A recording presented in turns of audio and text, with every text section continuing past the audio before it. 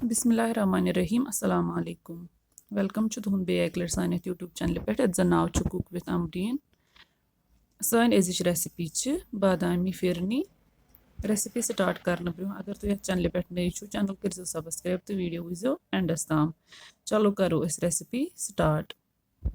ये मे दोद नमुत यह मे नमुत 2 कप दोद अत त्रो 1 चमच मिल्क पाउडर मगर यह थोमुत फिलहाल वो इंडक्शन बंद तो मिल्क पाउडर युत अत त्रो तो यह करो मिक्स अत मज असल पान युत मिल्क पाउडर अत रल असल पान तो पत त्रो इंडक्शन यल तो थो हाई हीट पे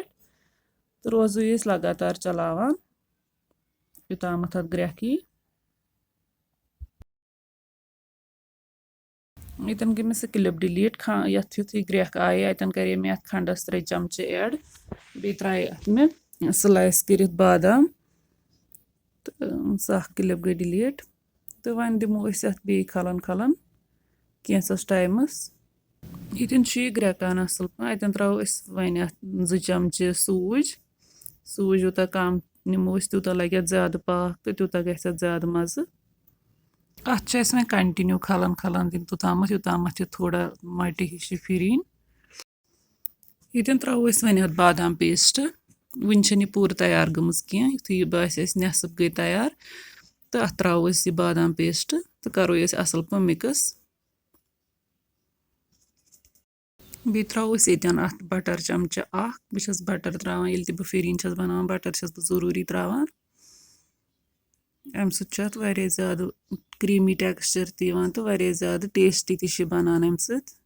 बैलेंस आउट यह साल्ट बटर गो यु खंड त्रावान तो यह बैलेंस अम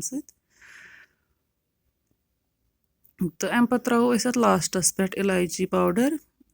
थोड़ा सा तो थो पे इंडक्शनस पे बे लगभग 5 मिनट 5 to 10 मिनट तान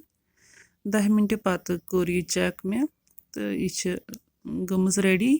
मे कंसिस्टेंसी जरूरत तिक यु ठंड गह पे थिक गसान युथ ये कंसिस्टेंसी मज वात तो थो अत यह इंडक्शन बंद